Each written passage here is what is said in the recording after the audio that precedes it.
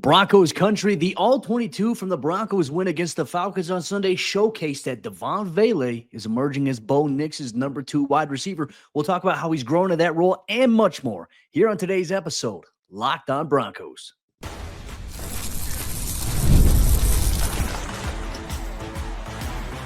You are Locked on Broncos, your daily Denver Broncos podcast. Part of the Locked on Podcast Network, your team every day.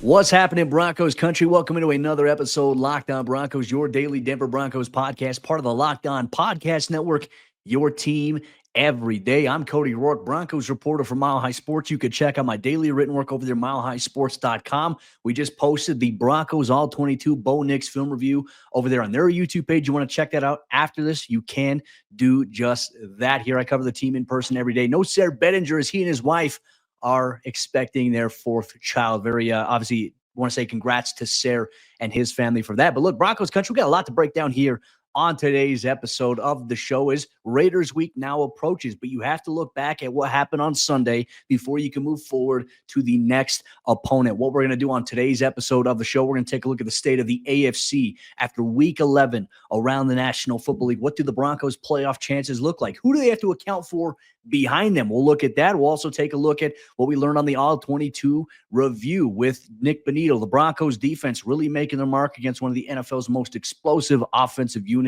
on Sunday, and Kirk Cousins, the Atlanta Falcons. And then obviously opening things up with the offensive side of the ball, and Devaughn Vele emerging as the number 2 receiver here for Bo Nix. A lot to watch. We'll break it down here on today's episode of the show, which is brought to you by our friends over there at FanDuel. Start the season with big return on FanDuel, and new customers can place a $5 bet, and you'll get started with $150 in bonus bets. If you win your first $5 bet, visit FanDuel.com to get started. All right, Broncos Country, went back and watched the All-22 of the Broncos 38-6 drubbing of the Atlanta Falcons on Sunday. There was a lot that we learned from that game, from the offense and defense. We'll spend our first 2 segments of today's show really focusing on that, but really talking about the offense here once again for Bo Nix, coming off of just his most impressive performance so far of his rookie career. 28 of 33 passing, 85% completion percentage, 307 yards, 4 touchdown passes, no interceptions.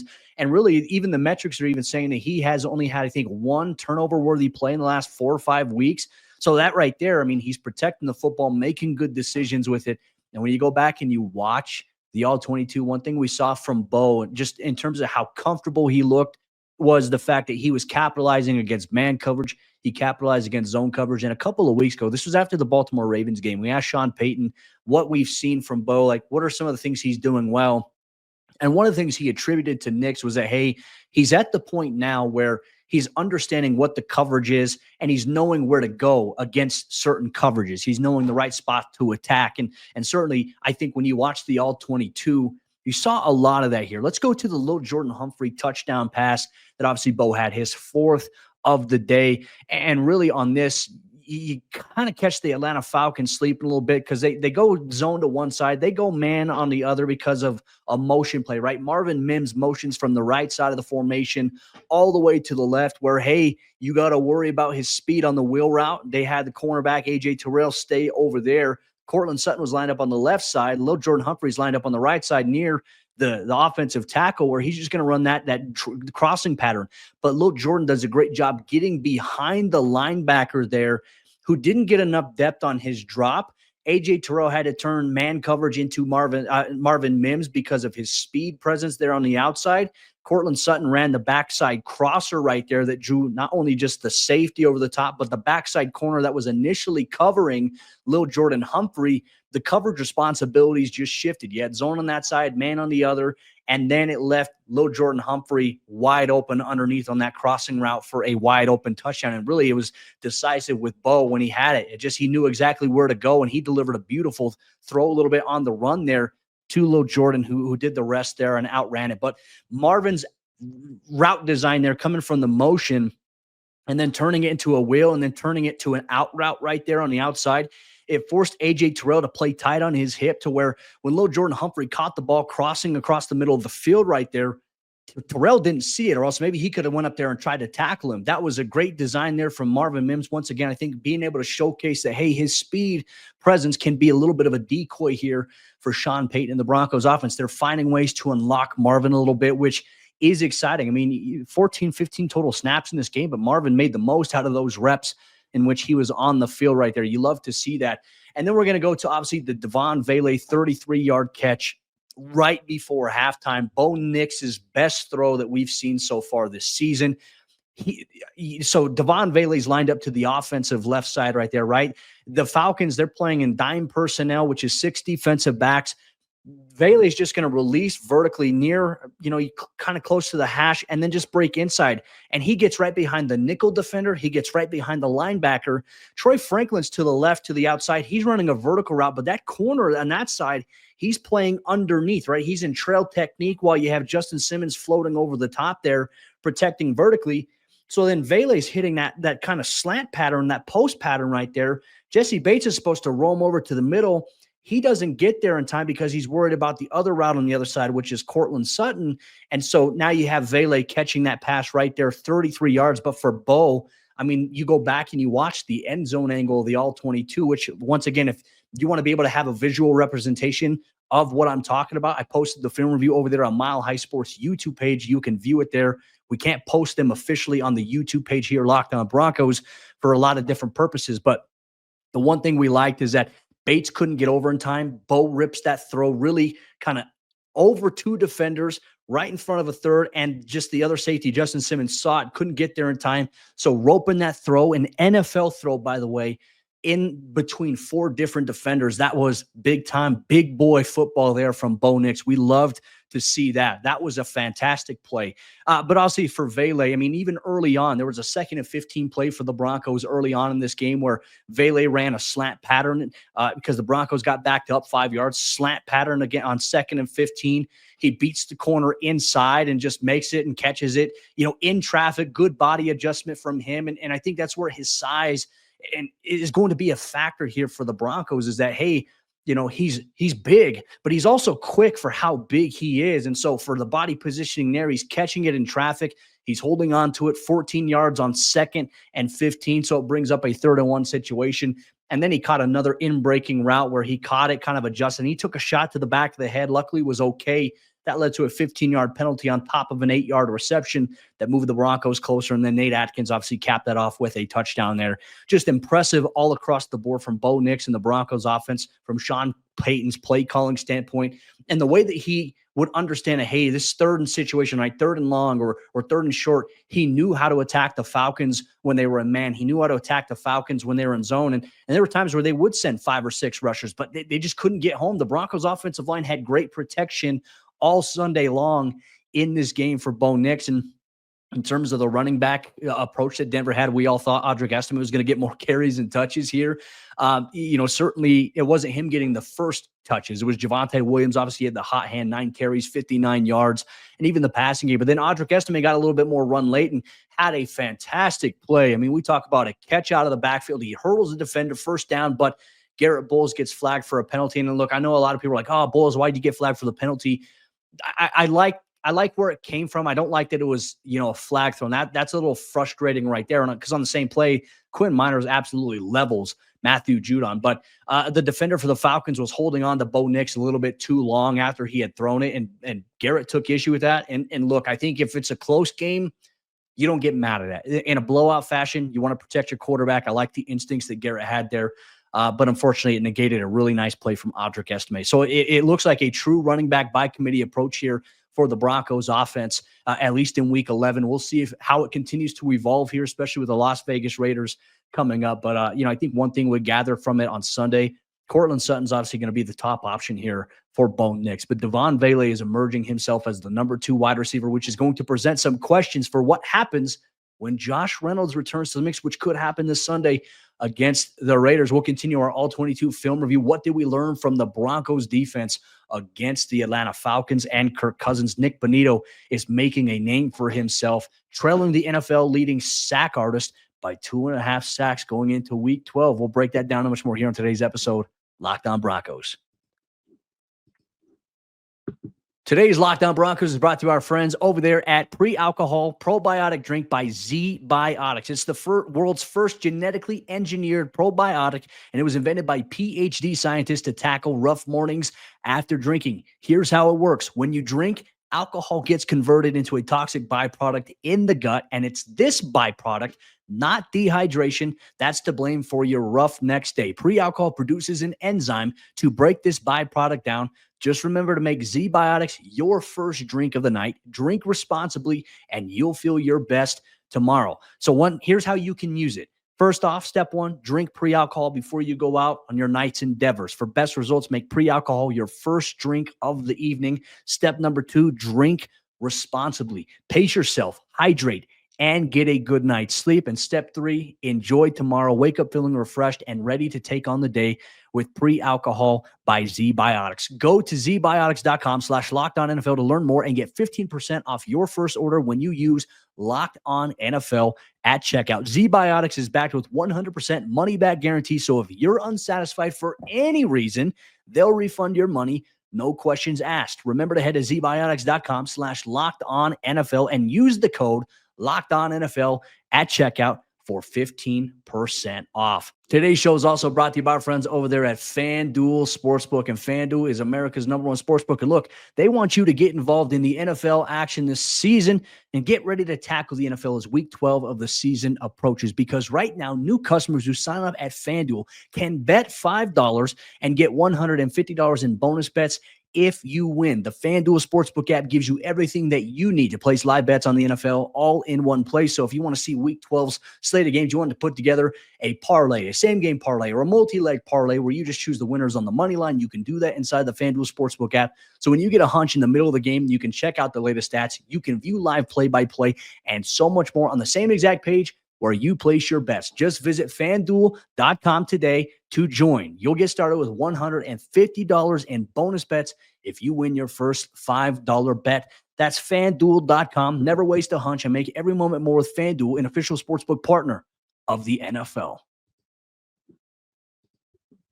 As we continue on today's episode, Locked On Broncos, we'll take a look at the Broncos' dominant defensive performance against Kirk Cousins and an explosive Atlanta Falcons offense that has playmakers galore. How did the Broncos find a way to do just that? The All-22 gave us a lot of insight. We'll break that down. Thank you so much to all the everydayers and first listeners out there in Broncos country for making the show exactly what it is. We appreciate you so much here.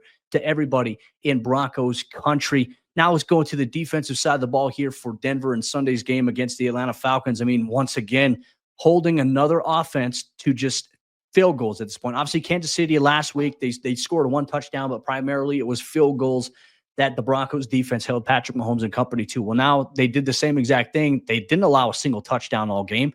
They held Kirk Cousins and the Falcons offense to field goals. And I think Denver early on, I felt like their response was pretty good, right? I think one of the bigger keys was the Falcons won the coin toss, right? They deferred to the second half to get the football. And so it's like, hey, they wanted to see, can Bo Nix and the Broncos offense get something going? I kind of liked it because Denver came out aggressive. They moved the ball well. And then you go up with a 7-0 lead for the defense. It's like, all right, hey, we don't have as much pressure on us right now because now we're not in a position where we need to get stops. Like, obviously you have to, in a cliche way, you have to get stops, but we're not in a position where we have to press to try to get stops or to force a turnover. We can play our style of game without the Falcons trying to dictate what we're going to do.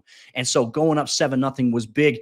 The Broncos on that first drive, they did give up a couple of chunk plays. Bijan Robinson, did a really good job of being able to extend some plays wide and then hit the cutback to get 5 or 6 yards on a carry. But then really after that first drive, the Broncos maybe allowed a couple of plays through the air, that there was that fourth down play that they had where Kirk Cousins was able to buy some time. Denver couldn't get enough pressure. And to ask your corners to have to cover that long is a little problematic. And then obviously it was Drake London who made a terrific play through the air there, but the Broncos buckled down and then held them to a field goal. So it's like, all right, hey, you're going to get some moments where you're going to get got, but Denver in key moments, they came up big when necessary. So let's take a look at a couple of players and things that stood out to me when watching the All-22. First off, I want to talk about Jaquan McMillan here because I feel like in the last couple of weeks, he's been a little bit of an easy target for Broncos fans. And I think for people watching to say like, oh, he's getting cooked. I think people look at the end result of, okay, this receiver caught the ball. Well, this defender was near him. That means he got burnt.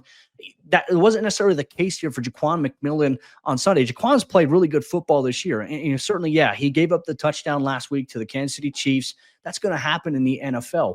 But Jaquan is still playing really good football inside the slot, which is one of the tougher positions to play there. Jaquan, I think one of the things you have to understand is like, okay, hey, if Jaquan McMillan is playing against the number 2 receiver, right, lined up in the nickel, if he's playing outside leverage, more than likely he's going to he's playing zone in some capacity, right? Because inside is always the nearest path to being able to create separation. Now, it also depends on, okay, hey, are you on the boundary or are you on the field side? The boundary is the shorter side of the field. The field side is where, hey, you have a little bit more grass there, right? So if the ball for the offense is on their right hash, the defensive left hash, then that right side hash from the defensive perspective is the field side. The boundary is the shorter side closest to the sideline there. Jaquan, I think, has played really well. So a lot of it is just contingent upon, okay, hey, zone, man, match. Like Denver will run a lot of match concepts as well, which, there's zone match. There's match that turns into man if, your receiver goes a certain amount of depth vertically or inside. Like, just really depends on the formation, the number of receivers, so on and so forth. But he had a great third down pass breakup in this game that I was just, hey, impressive. And on the play where Drake London did catch that one play, I mean, he's playing outside leverage.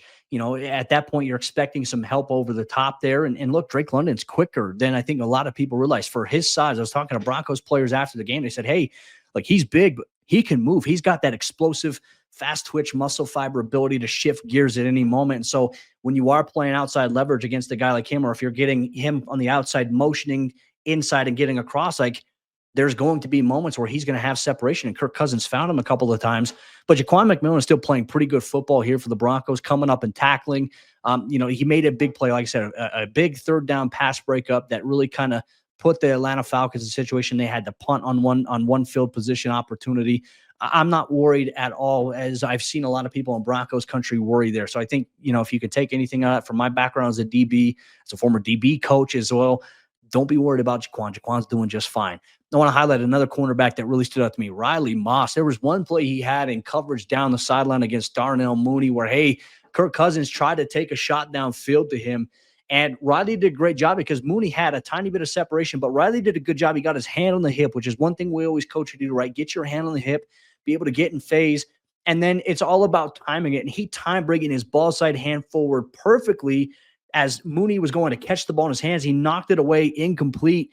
That is the type of stuff you want to see. Like, I watch Riley Moss compete. I watch him try to come up in the run game. Like, this is a guy who is just trying to embrace physicality, whether it's against the run, whether it's in, he's a finesse guy that can run with dudes, but he'll like to get his hands on guys as well and press coverage. And he likes to do during this, certain things. He brings the physicality element to it, which I think opposite of Patrick Surtain second, you need a guy who can do that. Riley had a terrific game, in my opinion. But let's talk about, I think, all of that in the secondary was really made possible by guys like Nick Bonitto, Zach Allen, John Franklin Myers, and Malcolm Roach, DJ Jones. I felt like the Broncos trenches were insane in Sunday's game. Obviously, Nick Bonitto, 2 sacks. That puts him at 9 on the season. He's 2.5 back from the NFL leading sack artist in terms of Trey Hendrickson of the Cincinnati Bengals. And Bonitto, obviously, with 1 more sack on the season, will be able to hit double digits. First time ever in his career he's been able to do that, going back to the college level, but more so the first Broncos since Bradley Chubb and Von Miller in 2018 to be able to amount double-digit sacks. And look, his pressure is there. He finds ways to come up with big plays there in big-time moments, especially after one play he didn't get a holding call that should have been called. The ref had his hand on the flag, decided to take it off there because he saw it was a tackle for a loss, -1. And the next play, Nick Bonitto off the edge just throws down Kirk Cousins. I mean, Bonitto's playing big boy football this year. The Broncos have a gem on their hands there. Zach Allen, once again, I mean, this is a guy who's fighting through double teams and extra chips, and his high motor is on display at a consistent rate. And he's dictating what happens inside the hole. Like, he's not a guy that, even he's getting double teamed, he's not a guy that's getting pushed back. He's attacking and he's forcing an offensive line into a tough position, because if they're focused on double teaming him there at the point of attack and he's not getting pushed backwards, now that's opening up your backside guy, a defensive tackle or a linebacker shooting through the gap to get home free. That, I think, is a secret formula to the success the Broncos defense has had this season. JFM obviously has been a man on a mission in terms of manhandling dudes, had a nice tackle for a loss in the backfield. Malcolm Roach came up with a sack, and obviously Jonah Ellis got a sack as well. This was a complete performance, not only by the Broncos offense, but by their defense and also by their special teams. They came up big in big-time moments, and it was fun to watch. This was, I think, if we go back, at the end of this year, this is probably the most complete game the Broncos have played in quite some time, in a handful of years, in all three phases. And it was against a playoff team in the Atlanta Falcons, who is more than likely going to win the NFC South. I mean, you look at the NFC rankings right now, sure, like there's teams that people don't perceive to be top heavy, but it's like at one point, the Washington Commanders, they were 6-2 and they were listed as the number 6 seed in the NFC playoffs. I mean, that's how competitive it is. And right now, the NFC West division right there is very, very close in terms of trying to figure out who's going to win that division. It's not as clear cut as we thought it was going to be at the 49ers. So there's just a lot of things here. Denver took care of business. They beat a good team in the Atlanta Falcons, even though, hey, Atlanta's defense isn't great, but that offense that they went against, that was big. That's one of the most explosive offenses in the NFL that has big play, big yard, big scoring capabilities. And Denver limited that, holding them to 2 total field goals in that game here. But Broncos country, one thing we're going to dive into here as we get towards the end of our show, we're going to take a look at the state of the AFC. After week 11 around the NFL, what does the playoff picture look like? Who are some of the teams ahead of the Broncos? And also, who do the Broncos have to pay attention to behind them that are trying to climb into that 7th wild card spot? We'll break that down much more here on today's episode, Locked On Broncos. Today's show is brought to you by our friends over there at Bilt Rewards. Listen up, renters. Ever feel like you're stuck in this loop of rent payments, just watching your money vanish into thin air? It's time to turn that rent game around and start earning some serious rewards. That's where Bilt Rewards comes in handy. Bilt is breaking ground as a neighborhood rewards program that hooks you up with points on your rent. Every month, pay your rent and watch the Bilt points roll in. Use points to jet off on a dream vacation. Put your points toward a flight or hotel stay with 500 plus airlines and 700,000 plus hotels and properties.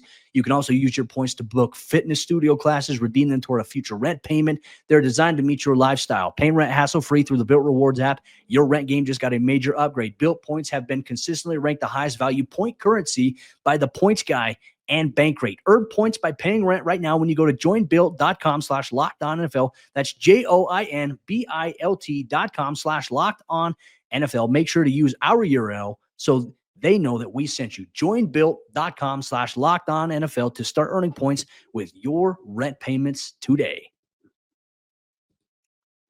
As we jump in the fourth quarter action on today's episode, Locked On Broncos will highlight the state of the AFC. Real quick, I want to say thanks once again to everyone in Broncos country for tuning in, making us your first listen of the day every single day. However you choose to do so, you make Locked On Broncos exactly what it is, and we're so grateful to have everyone there in Broncos country. When you want up-to-date information, analysis, no hot takes, no clickbait, you want real football breakdown, you get that here. Locked On Broncos, you're not going to get that anywhere else. So we appreciate you so much for rocking with us here. All right, let's take a look at the state of the AFC after week 11 around the National Football League. Some dicey games, and honestly, I think a lot of Broncos fans are feeling it, saying like, wow, if Denver didn't get the field goal block against Kansas City, the vibe would be on another level, right? The high would be on another level right now. And I think certainly you look at what happened in week 11, the matchup of the week around the AFC was going to be Patrick Mahomes and the Kansas City Chiefs against Josh Allen and the Buffalo Bills. And that matchup lived up to the hype, and Buffalo slaying the dragon a little bit in the regular season, the undefeated streak for the Kansas City Chiefs over. Now, even though that was the case, they still maintain the number 1 seed right now in the AFC. The Buffalo Bills are right behind them at number 2. And obviously, if KC drops another game, Buffalo, if they continue on the streak of winning, they will move ahead of them because they have the tiebreaker over Kansas City. We'll see how that kind of formulates here. The Pittsburgh Steelers right now leading the AFC North. They're the 3rd seed right now, and they're coming off of a big-time victory against the Baltimore Ravens, 18-16, where, hey, a lot of field goals were what kind of ended that game there. Obviously, the Steelers defense, we saw them in week 2 here in Denver. Very, very good unit that has the answer for Lamar Jackson. It was a rough game for him. I just look at the AFC North, and I just look at the top 3 teams right now. The Steelers are in a position to continue going right now. And obviously, a win against the Ravens gives them some leverage in terms of tiebreakers right now. And then behind them, you have the Houston Texans at number 4. And as the time we're sitting down doing the show, the Houston Texans have not yet played on Monday Night Football. They're playing the Dallas Cowboys. The Texans get Nico Collins back in the mix here for them. So we'll see if that helps out CJ Stroud, who's had a little bit of, a little sophomore slump, has had some struggles without him. The Los Angeles Chargers coming in as the 5th seed right now in the AFC. They obviously won on Sunday in a Sunday Night Football thriller against Joe Burrow and the Cincinnati Bengals. And that was the one game. Look, and I understand it, Broncos country. Last week, you guys were telling me, you can't root for the Chargers to win this game. And the only reason I echoed that, hey, in this game you should, right? The Chargers schedule is going to get a little bit more trickier coming up here. They're going to face some tough opponents. And certainly the Bengals were tough. Obviously, their defense gives up a lot of explosive plays, but Joe Burrow is playing some of the best football right now in the NFL. If the Bengals were winning, he would be the clear-cut MVP right now, but that's not the case. But you needed the Chargers to win this game on Sunday because the Bengals, in my opinion, the most dangerous team behind the Broncos in terms of the playoff standings. Right now, Cincinnati's not officially eliminated just yet. Denver's got to keep winning. You got to hope that Cincinnati finds a way to lose because the Bengals are going to go on a bye, and then they're going to play the Pittsburgh Steelers. There's a lot of different things that, we can factor in there. But Denver at that point, you're hoping can get 2 more wins before their bye to potentially go into that at 8-5. The Chargers, obviously at the 5th seed. Denver's only a couple games behind them. I think Denver can catch up if they can go on their stretch of winning these games the way that we think that they can. You have one more matchup against the Chargers, specifically in LA, and then you got a matchup against Joe Burrow and the Bengals later on in the season. You close out Week 18 against the Kansas City Chiefs, who at this point could be in a position maybe of resting starters if they are in that spot for the 1 seed, or if they have to play for the 1 seed, then you are going to see Patrick Mahomes and company in that game. That's a little bit ways away out here, but we're focusing on the bigger picture here. Ravens at number 6 right now, considering they just lost, but they're dropping down a little bit. And now you have to worry about maybe some of the other teams that are there. That's where maybe, hey, Cincinnati, are they dead? Are they in the water yet? They're on life support. They're not dead just yet. But for the Broncos right here, let's take a look at this. They're the 7th seed. And obviously the win on Sunday was huge. Denver still has a 2-4 AFC conference record, which is definitely a little bit of a rough point when you factor in where the Ravens are at right now, just 1 seed ahead of them right now at the 6th spot. They got obviously the Steelers. They're more than likely going to win that division, barring any kind of setback. They should maintain that spot as the 3 seed, and obviously record depending on it, where they alternate between them and Buffalo and maybe Kansas City for those spots there. Kansas City still has to play the Steelers on Christmas Day. So there's a lot of moving that can still happen here in the NFL, but all eyes are here on the Broncos. And what do they have to do to maintain that spot on the 7th seed, right? We've all said it. The Broncos make the playoffs this year. That is icing on the cake, regardless of what happens. If they get in the postseason, even if they lose, this season would be a huge success. And even if they get to the playoffs, that right there was just the cherry on top of the ice cream sundae that you have there. Right now, I think when you look at teams behind the Broncos right now that we have to keep an eye on as the schedule continues to go. We mentioned the Bengals. The loss on Sunday Night Football to the Chargers drops them to 4-7. That puts them as the 10th seed right now in the NFL. The Miami Dolphins are the 9th seed, sitting there with a 4-6 record, and they came off of a win this past Sunday against the Las Vegas Raiders. They're going to be an interesting team to watch, just 2 games behind the Broncos at this point. The Indianapolis Colts, they're the 8th seed. They're coming off of a win against the New York Jets on Sunday. They're 5-6. And it sets things up interestingly from an AFC perspective here, because when you look at the Bengals' next 2 games, obviously them at 4-7, they got the bye this upcoming week. Then they play the Pittsburgh Steelers and that defense that we know that they have there. That is going to be tough. Like, they're going to try to get after Joe Burrow. That's going to be an interesting game to watch. And I was watching even on Sunday night, Joe Burrow was getting hit left and right by the Chargers defense. The Steelers one is going to be a tough one for them, but they're going to be able to come into that game healthy, a little bit refreshed from the bye week. You have to hope they continue to losing games. I think if they lose 1 or 2 more games, they are officially done in the playoffs. We'll see how things go. You look at the Miami Dolphins, their next 2 games, this is where it gets a little interesting here, because look, they're going to play the New England Patriots, who you never know what you're going to get with them. Obviously, defensively, they play things tight a little bit. Offensively with Drake May, I mean, they've got some flashes with him. I like Drake May there, but he doesn't have playmakers really to throw the football to. It's weird right now in New England. So that might be a winnable game there for the Dolphins. And obviously, if they were able to win, that would put them at 5-6. And then they play the Green Bay Packers, who've been kind of playing with a little bit of fire as of late in the next 2 weeks. They've been playing with fire a little bit. They've been in some close games. And they were able to they were the benefactor of a block kick the way that the Broncos were against Kansas City. Caleb Williams had a terrific game for them this past Sunday, and then you lose on a blocked field goal right there. Chicago Bears fans know exactly how the Broncos felt last week, so that's tough. So you never know what you're going to get from that Packers team against the Dolphins. The Indianapolis Colts, so this one is going to be interesting because, unfortunately, they drew the card of having the Detroit Lions this upcoming Sunday, which I don't think a lot of people envision them beating the Lions, especially with how the Lions are rolling right now. The Lions right now look like the best team in football. They are a well-oiled machine offensively, and they're dropping 50 burgers on teams, 40 burgers on teams left and right. So luckily for the Broncos, the Colts, they'll run into the Lions. And look, they squeaked it out against a Jets team that is just abysmal. Anthony Richardson found a way to run for a touchdown late in that game that gave them the lead. So they're in a good spot right there, but not against the Detroit Lions. And then in 2 weeks' time, they'll play the New England Patriots.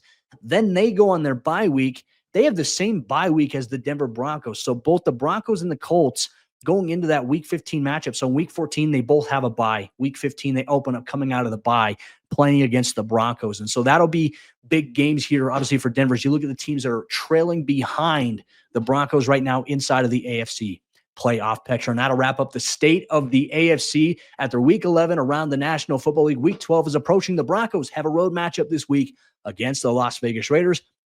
And here's what you can expect all week long here, Locked On Broncos. We're going to get into our mailbag episode on tomorrow's edition of the show. You're also going to get the AFC squad episode as well, where we take it around the AFC with all of our hosts here on the Locked On Podcast Network. And then Thursday, your boy Q and myself are going to sit down as it's a crossover with the Locked On Raiders podcast, breaking down Sunday's game. Can the Broncos go in and snap that losing streak that they have in Las Vegas? Can that streak end? Bo Nix, Sean Payton have their eye on that. You'll get that much more here on Locked On Broncos, your team every day.